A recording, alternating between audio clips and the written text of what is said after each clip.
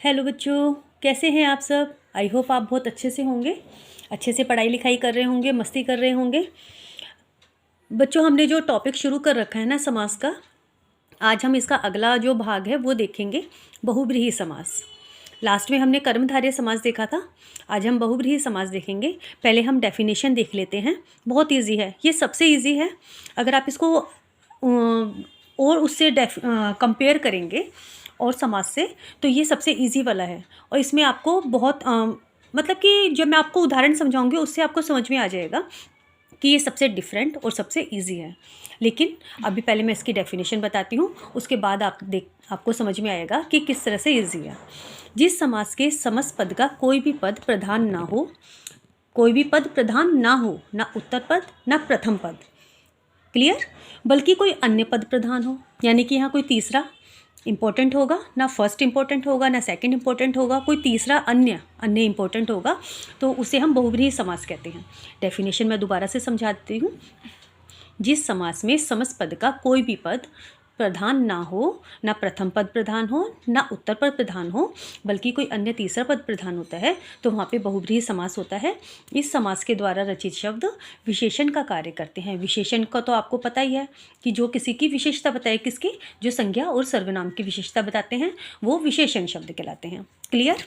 मुझे पता है मेरे बच्चों को अच्छे से ये चीज़ समझ में आ गई होगी। कोई मुश्किल डेफिनेशन नहीं है, बहुत ईजी वर्ड्स हैं, याद हो गया होगा। मैं आपके लिए वैसे ही सबसे इजी वाली डेफिनेशन लाती हूँ कि आपको याद रखने में मुश्किल ना हो। देखो बेटा, मैं आपसे बार बार एक ही बात समझाने की कोशिश करती हूँ मैं आप लोगों को कि जो ग्रामर होती है बच्चों, रटने की चीज़ नहीं है, समझने की चीज़ है। जहाँ आपने समझना शुरू कर दिया ना, आपको मैं कहती हूँ आप 11th 12th ग्रेजुएशन या आगे जो IAS तक के ये ऐसे नंबर्स होते हैं जो स्कोरिंग नंबर होते हैं ग्रामर के, और आप बहुत जल्दी से इनको खींच सकते हो। और समास तो बहुत मेरा इंपॉर्टेंट और बहुत ही इंटरेस्टिंग टॉपिक है, और बच्चों के लिए तो ये स्कोरिंग है कि 2 या 3 नंबर का तो ऐसे ही खींच के ले जाते हैं। छोटी छोटी पहचान होती हैं, उनको ध्यान में रखो और हो गए नंबर आगे। ठीक है, अब हम पहले इसके उदाहरण देखते हैं। कोई भी प्रॉब्लम हो बेटा, आप किसी भी टाइम मुझे कमेंट बॉक्स में कमेंट करके अपने क्वेश्चंस पूछ सकते हैं। मैं 24 आवर्स आपके लिए तैयार हूँ, आपके आंसर्स को क्लियर करने के लिए, आपकी प्रॉब्लम्स को ख़त्म करने के लिए। ठीक है, अब हम पहले इसका देखते हैं। नीला है कंठ जिसका।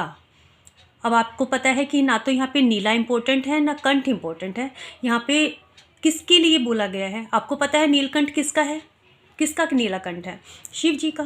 क्योंकि उन्होंने जब समुद्र मंथन हुआ था, तो जब विष निकला था, तो उसको अगर धरती पे कहीं डाल दिया जाता तो समस्त धरती तबाह हो जाती, बर्बाद हो जाती। तो शिव जी ने उसको अपने कंठ में उसको धारण कर लिया था, जिससे उनका जो जहर की वजह से उनका कंठ जो है नीला पड़ गया था। तो तब से हम नीलकंठ, मतलब जो शिव जी का जो एक नया नाम हो गया, नीलकंठ महादेव हो गया। 5 है आनंद जिसके। अब ना 5 इम्पोर्टेंट, आनंद इम्पोर्टेंट। आनंद कहते हैं बेटा सिर को, तो ये होते हैं शिव जी के 5 आनंद। तो हम भगवान शिव जी को पंचानन भी कहते हैं। उसके बाद 6 हैं आनंद जिसके। अब 6 आनंद किसके हैं? वो भी शिव परिवार के ही शिवपुत्र हैं, कार्तिकेय, उनको षडानंद कहते हैं। गिरि को धारण करने वाले, गिरि कहते हैं पर्वत को। अब उसको पर्वत को किसने धारण किया था? भगवान कृष्ण को। भगवान कृष्ण ने धारण किया था ना, और उनको ही हम क्या कहते हैं? गिरधर कहते हैं। श्वेत अंबर वाली, श्वेत अंबर वाली मतलब वस्त्र वाली। श्वेत वस्त्र कौन सी माता, कौन सी देवी धारण करती हैं? माता सरस्वती, देवी सरस्वती धारण करती हैं, तो उनको हम श्वेतांबरी भी कहते हैं। 4 हैं भुजाएं जिसकी।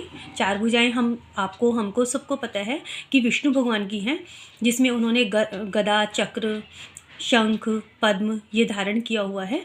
तो 4 भुजाएं किसकी हो गई? विष्णु भगवान की। तो हम उनको क्या कहते हैं? चतुर्भुज कहते हैं। लंबा है उदर जिसका। लंबा उदर किसका? उदर किसको कहते हैं? हम पेट को कहते हैं। तो बड़ा उदर वाला कौन? गणेश जी, तो हम उनको लंबोदर भी कहते हैं। चक्र है पाणी हाथ में जिसके। अब पाणी कहते हैं बेटा हाथ को, और पाणी यानी हाथ में। जिस चक्र किसके हाथ में किसने धारण किया हुआ है?